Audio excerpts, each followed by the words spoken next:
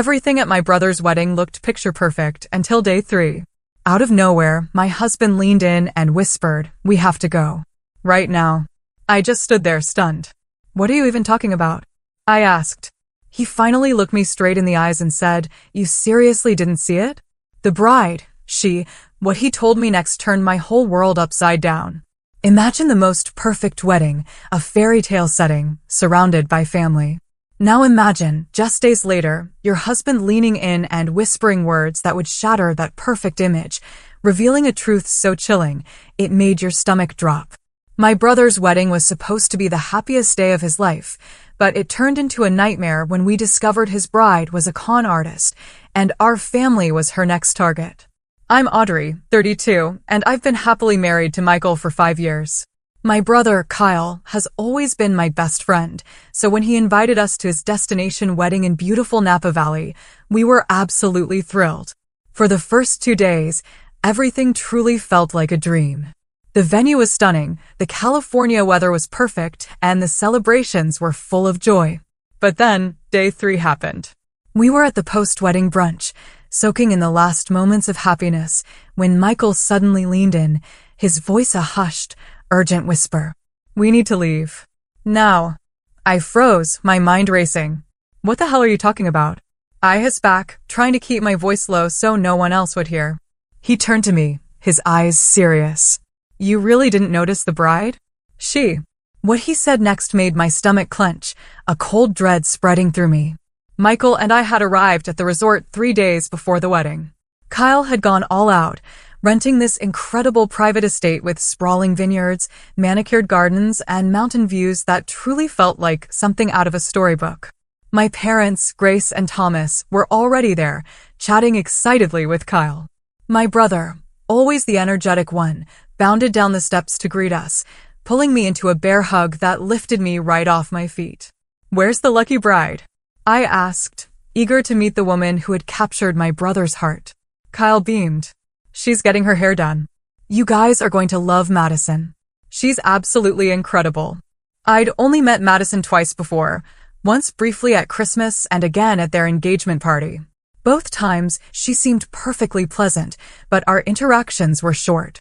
Kyle had met her just 10 months ago at a charity fundraiser, and their romance had been a whirlwind. Engaged after 5 months, and now here we were. Our room was gorgeous, a king-sized bed, a private balcony overlooking the vineyards, and a bathroom bigger than our first apartment. As I unpacked, Michael flopped onto the bed. "This place must be costing a fortune," he remarked. "Madison's parents are covering most of it," I explained. "They're loaded. Her dad owns like half of Seattle or something." That evening, at the welcome dinner, Madison was radiant in a simple white dress, her blonde hair perfectly waved. She was stunning, tall, slender, with an effortless beauty that usually would make me feel instantly inadequate. "Audrey," she exclaimed, rushing over with open arms. "I'm so happy you're here. Kyle says you two were inseparable growing up. I want to hear all the embarrassing stories." There was something almost practiced about her enthusiasm, but I chalked it up to pre-wedding nerves. She even remembered details about Michael, complimenting him on his recent promotion to attending physician. "Thank you," Michael replied, genuinely surprised. "And congratulations on finishing your MBA at Stanford. Kyle tells us you're already fielding multiple job offers." Madison waved it off dismissively. "Oh, it was nothing. My father has connections." Throughout dinner, I watched Madison work the room like a seasoned politician. She knew everyone's names, remembered details, and made each person feel special. She was especially attentive to my father, asking thoughtful questions about his investment firm, seeming genuinely interested. "She's quite the charmer," Michael whispered to me. "She makes Kyle happy," I replied. "That's all that matters." The rehearsal the next day went smoothly. Madison was a vision of efficiency, guiding everyone with the precision of a military commander, hidden beneath a breezy calm. There was one odd moment when I went to use the bathroom and overheard Madison talking to someone in a bedroom. Her voice sounded different, harder, clipped. "I don't care what it takes, just handle it," she was saying. "We've come too far to mess this up now." When she noticed me in the hallway, her expression instantly softened. "Audrey, just a minor flower emergency. Nothing to worry about." Her voice was back to its usual melodic tone. As she brushed past, I noticed she was holding a phone in a blue case. Later that day, I saw her texting on a phone with a red case. It struck me as odd, but I dismissed it. Lots of people had multiple phones, right? That night, at the rehearsal dinner, Madison gave a touching speech about finding her forever home with Kyle and our family. My mother teared up, and my father looked on with approving eyes. Everything seemed perfect. But as Michael and I walked back to our room, I couldn't shake the feeling that something was slightly off. The second day of wedding festivities began with a champagne breakfast. Madison was already there, looking fresh and radiant despite a late night. "Good morning, you too," she called out cheerfully. As we ate, I noticed her checking her phone constantly, stepping away for brief calls. At one point, I went inside to grab a sweater and accidentally walked in on her having what sounded like an intense conversation. "Listen, we can't afford any mistakes," she was saying in a hushed, urgent tone. "Everything needs to be in place by Sunday. The accounts should be accessible by then." When she noticed me, she quickly ended the call. "Wedding planner," she explained with an eye roll. "Always some crisis." I nodded, though I distinctly remembered her wedding planner was a man named Jeffrey, and the voice I'd heard her call Sweetie had definitely been female. Back at breakfast, I noticed she was now using a phone with a different case again. When she stepped away, I mentioned this to Michael. "Maybe she has separate phones for wedding stuff and personal use," he suggested, but I could tell he found it odd, too. The day continued with various pre-wedding activities. As a bridesmaid, I spent most of the afternoon in a flurry of dress adjustments and hair trials. In the fitting room, I observed Madison's interactions with the other bridesmaids. She was controlling in a way that wasn't immediately obvious. Her suggestions were actually commands, and her compliments often had subtle critiques embedded. "Alyssa, honey, that hairstyle looks so much better than what you initially wanted." "Thank goodness we changed it," she said to one bridesmaid, who smiled weakly. When the hairstylist suggested a slight change to Madison's elaborate updo, the bride's eyes flashed with momentary anger before she composed herself. "I think we should stick to the original plan," she said with a tight smile. "It's my special day after all." During a break, I found myself chatting with Stephanie, the maid of honor, Madison's cousin. When I mentioned Madison's Stanford MBA, Stephanie looked confused. "Stanford? I thought she went to UCLA," she said, then quickly added, "but maybe I'm mixing things up. We have so many cousins, it's hard to keep track." Before I could ask for clarification, Madison appeared, linking her arm through Stephanie's. "What are you two gossiping about?" she asked lightly, but there was an edge to her voice. Later that afternoon, I witnessed an interaction that left me distinctly uncomfortable. Jeffrey, the wedding planner, approached Madison with a concern about the seating arrangement. Madison's response was immediate and harsh. "I don't pay you to bring me problems, Jeffrey. I pay you to solve them," she snapped, her voice cold and dismissive. When she noticed me watching, her demeanor changed instantly. "Jeffrey, I'm so sorry," she said, touching his arm gently. "Pre-wedding stress is getting to me. Please arrange the tables however you think best." Jeffrey looked relieved but wary, like a dog that's been unexpectedly kicked by its owner. That evening, during the bridesmaids' dinner, Madison excused herself multiple times to take calls. Each time she returned, she was slightly more tense, though she tried to hide it behind bright smiles and enthusiastic toasts. As we were leaving the restaurant, I noticed Michael waiting in the lobby. He'd been at the groomsmen's dinner with Kyle. "How was your evening?" I asked as we walked back to our room. "Interesting," he replied thoughtfully. "Kyle's friends are great, but..." "But what?" Michael hesitated. "It's probably nothing. Just that some of the stories Kyle tells about how they met don't quite match what Madison has told people." "Like what?" "Well, Kyle says they met at a charity auction where he outbid her for a vacation package. But one of her friends mentioned tonight that Madison always tells the story of meeting him when she spilled coffee on him at a cafe." I frowned. "That is weird." Michael nodded, but I could tell he wasn't convinced. Neither was I. As we prepared for bed that night, I found myself analyzing every interaction I'd had with Madison. There were small inconsistencies, moments where her mask seemed to slip, revealing something harder underneath her perfect exterior. But then I reminded myself that wedding stress could bring out the worst in anyone. And I was probably being overly critical of the woman my brother loved. Still, as I drifted off to sleep, I couldn't shake the feeling that something wasn't quite right with the soon-to-be newest member of our family. The wedding day dawned clear and beautiful. Despite my lingering concerns, I was determined to focus on the positive. This was Kyle's day, and he was clearly head over heels for Madison. Who was I to question his judgment based on a few odd moments? The bridal suite was a flurry of activity. Madison sat calmly in the center of the chaos, looking stunning. "Audrey," she exclaimed when she saw me.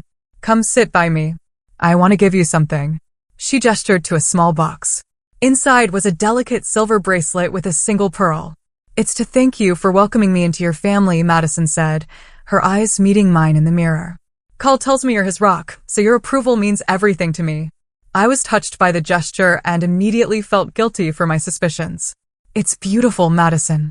"Thank you." The ceremony itself was picture perfect. Kyle looked handsome and nervous. When Madison walked down the aisle, there were audible gasps. My brother's face as he watched her approach was a mixture of awe and adoration that brought tears to my eyes. Their vows were personal and moving. Madison spoke about finding her forever home with Kyle and our family, her voice breaking with emotion at just the right moments. As I watched them exchange rings, I pushed aside my nagging doubts. Clearly, this woman loved my brother. At the reception, Madison was the epitome of the perfect bride. She floated from table to table, charming everyone. She was particularly attentive to my parents, making sure their glasses were always full and drawing them into conversations with her family members. I put family members in mental quotation marks because I'd noticed something odd. Madison seemed to have very few actual relatives at the wedding. There was Stephanie, the maid of honor, supposedly her cousin, and an older couple introduced as her aunt and uncle. Her parents were there, of course. Her father, a distinguished-looking man with silver hair, spoke little but watched everything with keen eyes. "Where are all of Madison's friends from Stanford?" I asked Michael as we danced. "Or her childhood friends. It seems like most of the guests are either her parents' friends or Kyle's people." Michael's brow furrowed. I was thinking the same thing. "And have you noticed how her accent seems to shift slightly depending on who she's talking to?" Now that he mentioned it, I had noticed that with my parents, she had a slightly more pronounced West Coast inflection. But with her uncle, her speech patterns were distinctly different. "Maybe she's just one of those people who unconsciously mirrors others," I suggested, but I didn't entirely believe it myself. As the night progressed, I observed Madison carefully steering certain people toward or away from each other. She seemed particularly intent on keeping my father engaged in conversation with her own father. They appeared to be deep in discussion about investment opportunities, my father looking increasingly interested as the evening wore on. At one point, I overheard a fragment of their conversation. "Thomas, with your expertise in sustainable energy investments and my connections in the Asian markets, we could create something revolutionary," Madison's father was saying. My father, who had indeed made his fortune in green energy investments, was nodding enthusiastically. "I've been looking for an entry point into those markets for years. The regulatory hurdles have been substantial. I have ways around those," Madison's father replied with a smile that didn't quite reach his eyes. Later, I noticed Michael taking photos with his phone. Not just the usual reception snapshots, but deliberate images of Madison with different groups of people. When I asked him about it, he shrugged. "Just capturing memories," he said. But there was a tension in his voice that I recognized from his most difficult hospital cases, when he suspected a diagnosis, but needed more evidence before confirming it. The celebration continued until well after midnight. By the time Michael and I returned to our room, I was exhausted, but also deeply unsettled. Something about the day had felt off despite its apparent perfection. "Did you enjoy yourself?" Michael asked as we got ready for bed. "Yes," I said automatically, then amended. "Mostly. Did you?" He hesitated before answering. "It was an interesting day." That non-answer hung between us as we fell into an uneasy sleep, both too tired to probe further, but too disturbed to discuss it properly. The post-wedding brunch was scheduled for 11 a.m. Despite the late night, most guests made an appearance.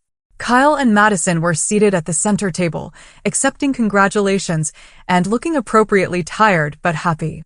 Madison had transformed once again, now playing the role of gracious new wife, wearing a simple white sundress with her hair pulled back in a casual ponytail. Michael had been quiet all morning, constantly checking his phone and stepping away for brief calls. When I asked who he was talking to, he gave vague answers about checking in with the hospital. This was unusual for him. Michael was typically fully present during our rare vacation time together. We took our seats at the family table with my parents, who were still glowing with happiness for Kyle. "Isn't she just wonderful?" my mother said, nodding toward Madison. "So accomplished and poised." Kyle really found himself a catch. "And her father's connections could be extremely valuable," my father added in a lower voice. "We had a fascinating conversation last night about some potential joint ventures." "Dad, you're not actually considering investing with someone you just met, are you?" I asked, alarmed. "Robert isn't just someone, Audrey," my father replied, looking slightly offended. "He's built an impressive portfolio across multiple industries. We're having lunch next week in Chicago to discuss specifics." Before I could respond, Michael's phone buzzed again. He glanced at the screen, his expression hardening. "Excuse me," he murmured, standing up and walking away from the table. Through the window, I could see him pacing on the lawn, his conversation appearing increasingly intense. When he returned about 15 minutes later, his face was grim. Madison approached our table just as Michael sat back down. "Thomas," she said to my father, "I meant to ask you about your thoughts on the Sherman portfolio approach to diversification. Dad mentioned you've had remarkable success with similar strategies." My father looked impressed and launched into a detailed explanation of his investment philosophy. What struck me as odd was that this information wasn't publicly available. It was my father's proprietary strategy that he developed over decades. How would Madison know about it? As my father and Madison discussed investment terms that went over my head, Michael leaned close to my ear. "We need to leave now," he whispered, his voice urgent but low enough that no one else could hear. I turned to him in surprise. "What? We can't just leave in the middle of brunch. The wedding was yesterday. Trust me, Audrey, we need to go. I'll explain everything, but not here." Something in his tone made my stomach tighten with anxiety. "Is it the hospital? An emergency?" "No," he said, his eyes flicking meaningfully toward Madison. "It's about the bride." "What the hell are you talking about?" I hissed, trying to keep my voice down. Michael's jaw tightened. "You really didn't notice the bride? She's not who she says she is. Not even close." My blood ran cold. What he said next made my stomach drop. "Madison Wilson doesn't exist. Your brother married a con artist who's been targeting your family, specifically your father, for months." I stared at him in disbelief. "That's ridiculous. How could you possibly know that?" "I'll show you everything, but we need privacy now." Michael stood abruptly, putting on a convincing show of apologetic concern. "I'm so sorry, everyone, but I just got called in for an emergency surgery. We need to head back to Chicago right away." My mother looked disappointed. "Oh, must you? Can another doctor handle it?" "It's a complicated case that I've been managing," Michael explained smoothly.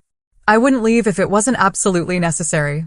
I watched in a daze as Michael made our excuses to Kyle and Madison. Madison's expression was perfectly appropriate, disappointed but understanding, the concerned new sister-in-law. "I was hoping we'd have more time to get to know each other better," she said, embracing me. "But we'll have plenty of opportunities when you visit us in San Francisco." As she hugged me, I caught a glimpse of something in her eyes, a flash of calculation that sent a chill down my spine. 20 minutes later, we were in our rental car, driving away from the estate. The moment we were out of sight, I turned to Michael. "Explain." "Now." Michael pulled over at a scenic overlook a few miles from the estate. He took out his phone and pulled up a folder of images and documents. "I knew something was off the first day we arrived," he began. Little inconsistencies in her stories, the way she subtly manipulated conversations. It reminded me of a patient I had last year who turned out to be faking symptoms to get medications. "So, you decided she was a con artist because she reminded you of a drug-seeking patient?" I asked incredulously. "No. I decided to look into her background because my instincts were screaming that something wasn't right," Michael replied calmly. "After the rehearsal dinner, I contacted a college friend who works in private security. He owed me a favor, and I asked him to run a quick background check." "You investigated our brother's fiancé without telling anyone?" I was stunned. "I was hoping to be proven wrong," Michael said. "But what came back this morning confirmed my worst suspicions. Look." He handed me his phone. On the screen was a driver's license for a woman named Erica Donovan. The photo was unmistakably Madison, though with darker hair. "This is from 3 years ago in Boston," Michael explained. She was married to a hedge fund manager named Lawrence Petton. She disappeared with nearly $2 million from their joint accounts right after he introduced her to his highest value clients. I scrolled through more images. Madison with different hair colors, different names, standing beside different men. News articles about investment scams and missing funds. "This can't be real," I whispered, though the evidence in my hands was overwhelming. "My friend was able to find 3 confirmed identities she's used in the past 5 years," Michael continued. "Madison Wilson, Erica Donovan, and Catherine Miller. Each time, the pattern is the same. She marries into money, integrates herself into the family's financial affairs, then disappears with as much as she can take." "But how did she target Kyle? He doesn't have millions." "Kyle was never the target," Michael said grimly. "Your father was. Kyle was just the way in." I sat in stunned silence, staring at the evidence on Michael's phone. There were police reports, news articles, and even a warning bulletin from the FBI about a woman matching Madison's description who was wanted for questioning in connection with multiple fraud cases across the country. "According to what my friend found, she's been operating for at least 7 years," Michael explained. "She typically uses a team, people who pose as family members or business associates, to help establish her credibility." "The cousin," I murmured, remembering Stephanie's confusion about which university Madison had attended. "And her parents, likely actors hired to play the part. The man posing as her father has been identified in connection with at least 2 other scams. He's known for targeting wealthy business owners, gaining their trust, then proposing investment opportunities that turn out to be elaborate Ponzi schemes." I scrolled through more documents, my hands shaking. There was a marriage certificate showing Erica Donovan had married Lawrence Petton in Boston 4 years ago. Another showed Catherine Miller had married Richard Hoffman in Seattle just 2 years ago. What happened to these men? Her other husbands? Michael's expression was grim. Financial ruin. Mostly. Petton lost nearly everything and had to declare bankruptcy. Hoffman managed to recover some of his assets because he caught on faster, but he still lost over $1 million. "And now she's after Dad," I said, the reality finally sinking in. "That's why she's been so focused on his business, asking all those questions about his investment strategies. Your father mentioned at brunch that he's meeting with her next week to discuss investment opportunities," Michael reminded me. "I'm guessing that meeting would have ended with him transferring funds into accounts they control." I thought back to all the moments that had seemed odd, but that I'd dismissed. Madison's different phones, her changing accent, the private conversations I'd overheard, her detailed knowledge of my father's business. "We have to tell Kyle," I said, my heart breaking for my brother and my parents. "We need to be strategic about this," Michael cautioned. "People like Madison, or whatever her real name is, are practiced at deflecting accusations. If we approach this wrong, she could disappear with whatever she's already managed to access, or worse, convince your family that we're the ones lying." "What do you suggest?" "We gather more concrete evidence, then present everything at once. No warning, no chance for her to prepare a defense or escape plan." I nodded, though the thought of confronting Madison filled me with dread. "How do we get more evidence?" "Your father's accounts. Has Madison had any opportunity to access his financial information, passwords, account numbers?" I thought hard. Dad always keeps everything on his laptop, and he's pretty security conscious, but he mentioned yesterday that he was showing Madison's father some projections for a potential joint venture. "We need to check if anything's been compromised," Michael said. "And we need to move quickly. Based on what I've learned about her pattern, she usually makes her move within days of the wedding, while everyone is still caught up in the celebration." We drove to a nearby town where we checked into a small hotel to plan our next steps. Michael continued communicating with his security contact while I called a close friend of mine who worked in cybersecurity. "Jen, I need a huge favor," I explained, giving her a brief outline of the situation. "Can you check if there's been any unusual access to my father's accounts or systems?" Jen was shocked but immediately agreed to help. My father had set her up with her first job out of college, and she was still grateful for his mentorship. "I'll need his permission and access credentials," she said. "This isn't exactly legal otherwise." I called my father, creating a story about Michael needing some investment advice for a colleague and asking if Jen could access his models as examples. Dad agreed without hesitation, providing the necessary information. 2 hours later, Jen called back, her voice tense. Someone's been in his system, she confirmed. They installed a sophisticated keylogger 3 days ago. It's been capturing everything: passwords, account numbers, communications with his financial institutions. My blood ran cold. Can you tell who did it? The intrusion came from a device on the same Wi-Fi network as your father. So, someone physically present at the wedding venue. I've disabled the keylogger and changed his critical passwords, but whoever did this already has a lot of information. I thanked Jen profusely, promising to explain everything later. When I relayed this information to Michael, his expression darkened. We need to go back now, he said. Tonight, before they have a chance to use what they've gathered. We drove back to the estate, arriving just as dinner was ending. I texted Kyle, asking him to meet us privately, saying only that it was urgent and concerned Madison. Kyle met us in the estate's library, his expression a mixture of concern and annoyance. What's going on? Why did you leave so suddenly? And why all the secrecy? I took a deep breath. Kyle, what I'm about to tell you is going to be hard to hear. But we have evidence that Madison isn't who she claims to be. His face immediately hardened. What are you talking about? Michael stepped forward, opening his laptop. Madison Wilson doesn't exist. The woman you married has used at least 3 different identities in the past 5 years. She's wanted for questioning in multiple fraud cases. Kyle's laugh was dismissive. This is insane. You've both lost your minds. Please just look at what we've found, I pleaded, gesturing to the screen. For the next 20 minutes, we showed Kyle everything: the multiple identities, the pattern of marriages followed by financial theft, the evidence of the keylogger on our father's computer. With each new piece of information, my brother's face grew paler. This can't be real, he whispered. But I could see the doubt creeping in. We've been together for almost a year. I would have noticed something. She's very good at what she does, Michael said gently. These people are professionals. They create elaborate backstories and have teams supporting their cons. If this is true, Kyle said, his voice breaking, then nothing about our relationship was real. Nothing. The pain in his eyes was unbearable. I moved to embrace him. But at that moment, the library door opened. My father stood there, looking confused. What's going on in here? Madison said you all disappeared after dinner. Kyle looked at me, a silent question in his eyes. I nodded. Dad, he said, his voice steadier than I expected. You need to see this. It's about Madison. My father's reaction to the evidence was initially similar to Kyle's, disbelief, followed by anger, not at Madison, but at us for making such accusations.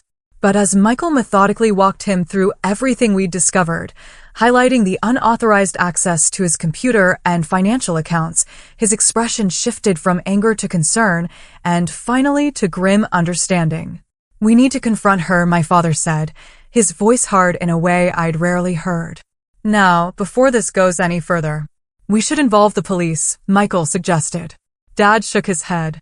Not yet. First, I want to hear what she has to say for herself. Kyle had been silent for several minutes, staring at the wedding photo on his phone.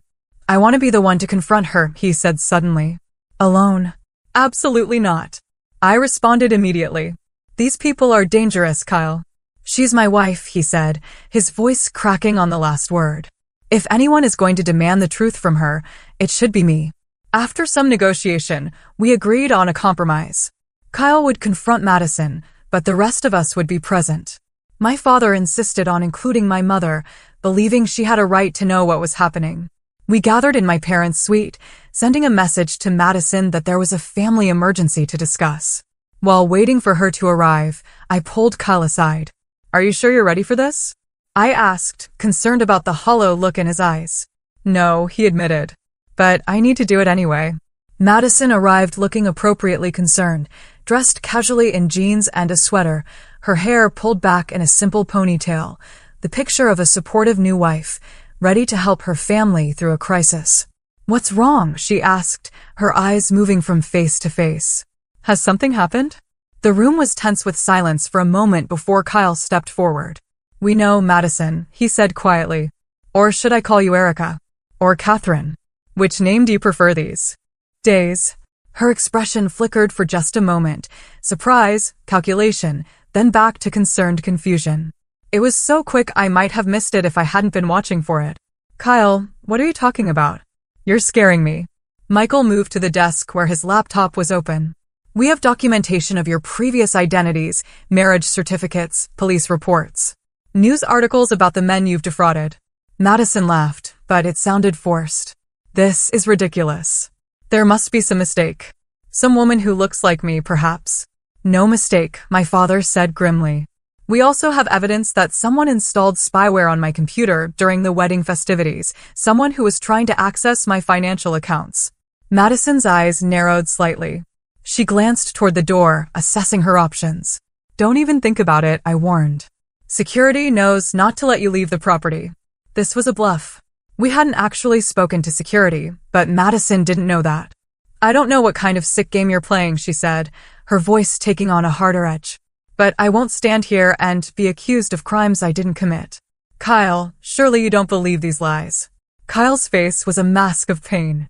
I want to believe you, Madison, more than anything. So, explain it to me. Explain why there's a marriage certificate showing you married Lawrence Petton in Boston 4 years ago under the name Erica Donovan. For a moment, Madison maintained her facade of outraged innocence. Then, seeing the unwavering certainty in our faces, something changed. Her posture shifted, her expression hardened, and it was like watching a mask fall away. Well, she said, her voice entirely different now, clipped, cold, with a hint of an accent I couldn't place. This is certainly unexpected. I underestimated you, Dr. Mitchell. She nodded at Michael. Most people see what they want to see. My mother gasped, her hand flying to her mouth. Kyle took a physical step backward, as if her transformation had struck him like a blow. Why? He asked, his voice barely above a whisper. Was any of it real? Madison, or whoever she was, tilted her head, considering him. You're kind? I didn't dislike our time together, if that's what you're asking. But business is business. And what business is that exactly? My father demanded. Defrauding innocent people? Destroying lives? She smiled, a cold expression that never reached her eyes. I prefer to think of it as wealth redistribution. Men like you have more than you could spend in 10 lifetimes. I simply help spread it around. You're a parasite, I said disgustedly. She shrugged. I provide a service. I make people happy. Give them what they want. Love, affirmation, excitement. The fact that it comes with a price tag is just business. Where are your accomplices? Michael asked. The people posing as your family? Already gone, she replied with a smirk. They left last night, actually. Standard procedure after the main event. The calculated way she spoke about the wedding, the main event, made my stomach turn. I couldn't imagine how Kyle was feeling. You won't get away with this, my father said. We've documented everything. The police. Will do what exactly? She interrupted. Charge me with marrying a man who willingly gave me access to his life? I haven't actually taken anything from you, Thomas. Not yet. And Kyle signed a prenuptial agreement that's quite generous to me, as I'm sure you'll recall. A prenup obtained under false pretenses with a false identity, Michael pointed out. No court would uphold it. For the first time, Madison looked slightly less confident. Perhaps, but prosecuting me would mean publicly admitting how easily you were all fooled. The press would have a field day with that story. Prominent Chicago investor Thomas Reynolds nearly scammed by fake socialite. Is that publicity you want for your firm? The room fell silent as we absorbed her threat. She was right. A public scandal could damage my father's business reputation. Clients might question his judgment. You're forgetting something, Kyle said, his voice stronger now. The other men you've conned. I'm guessing they chose not to press charges for the same reasons, to avoid embarrassment. But together, that's a pattern. That's enough for federal charges. Madison's eyes flashed with momentary concern before she composed herself. Well, this has been fascinating, but I think our relationship has run its course. She reached for her purse. I'll be leaving now. You won't find me, so don't bother trying. Actually, my father said, pulling out his phone. While we've been having this conversation, my security team has been freezing all my accounts and notifying the FBI's Financial Crimes Division. They're quite interested in speaking with you. Now, real fear showed on Madison's face. You're bluffing. My father simply held up his phone, showing an email confirmation from the FBI acknowledging receipt of his information. You have two choices, he continued calmly. Wait here for the FBI to arrive. Or try running with nothing but the clothes on your back. Your operation has been exposed. Your accomplices have abandoned you. It's over. Madison looked around the room, her composed facade crumbling as she realized she was trapped. Her eyes settled on Kyle. I could have made you happy, she said, a final attempt at manipulation. We could have had a good life together. Kyle shook his head, his expression a mixture of disgust and pity. None of it was real. You never even existed. The hours following our confrontation with Madison were a blur of police statements, FBI interviews, and shocking revelations. Her real name, we learned, was Alexandra Petrovic. Born in Belgrade, Serbia, she had been running confidence schemes since her late teens, eventually graduating to the elaborate marriage and investment frauds that had brought her into our lives. The FBI had been tracking her network for years, but had always been one step behind. Her accomplices, the people who had posed as her parents and relatives at the wedding, were professional con artists who worked with various crews around the country. Some had already been identified by law enforcement, but most remained at large. Kyle was devastated. The sheriff's deputies who took Madison, Alexandra, away had to physically support him as he watched his bride of less than 48 hours being placed in a police car. The marriage would be annulled, of course, but the emotional damage couldn't be so easily undone. The wedding guests were told a sanitized version of events, that Madison had misrepresented herself, and the marriage was being annulled. Most assumed it was some kind of green card scam or secret past that had been discovered. Only our immediate family knew the full truth. In the days that followed, we discovered just how close Madison had come to succeeding.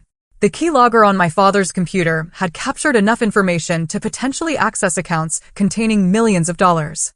Had we not intervened when we did, she and her accomplices might have disappeared with a substantial portion of my father's assets.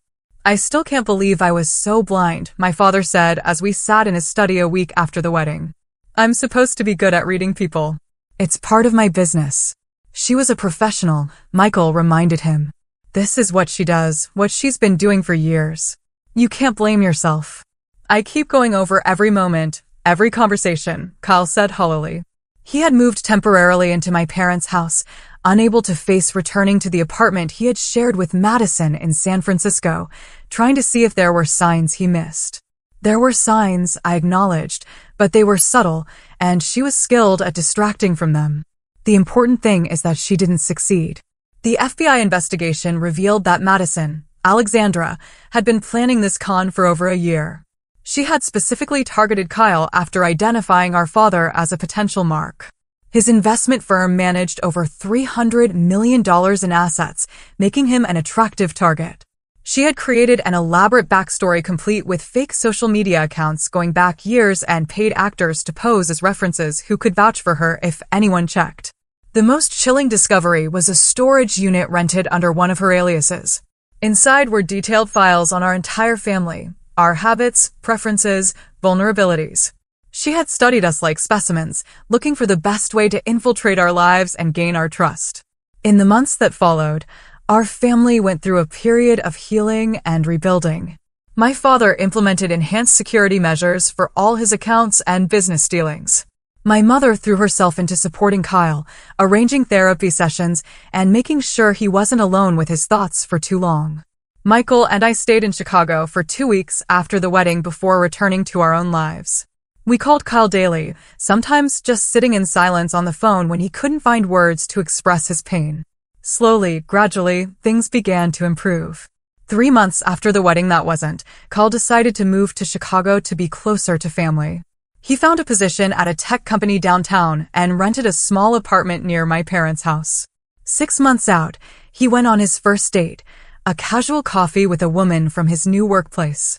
It didn't lead to anything romantic, but it was a step toward normalcy. A year after the wedding, we gathered for a family dinner. It wasn't a celebration exactly, but an acknowledgement of how far we'd come. Kyle was smiling again, telling jokes and talking about a promotion at work. My father had begun to trust his instincts again, though he now had a healthy skepticism that hadn't been there before. You know what I've learned from all this? Kyle said as we finished dessert. It's not that people can't be trusted. It's that trust has to be earned over time, not given away in a rush of emotion. And real love doesn't try to separate you from your support system, my mother added. It strengthens those connections. Michael squeezed my hand under the table. In a strange way, the ordeal had strengthened our marriage too. His instincts and persistence had protected our family from disaster, and my trust in him had never wavered, even when the accusations seemed impossible to believe. The case against Alexandra Petrovic was still making its way through the legal system. She had been connected to at least 5 other similar scams across the country, and prosecutors were confident she would face significant prison time. Some of her accomplices had been identified and arrested, though the man who had posed as her father remained at large. The FBI suspected he was the ringleader of the operation, using younger women as the face of the scams while he worked behind the scenes. As for our family, we had emerged stronger and wiser. The experience had taught us to trust our instincts when something feels wrong, to look beneath perfect surfaces for the truth underneath, and most importantly, to hold tight to the genuine connections that sustain us through life's challenges. We had been targeted because we were a close, trusting family. But in the end, it was those same qualities that had saved us. Our bonds had been tested, but not broken. And Kyle, though still healing, had begun to look toward the future again. The woman he had loved might never have existed, but the capacity for love within him remained intact. One day, he would find someone worthy of that gift.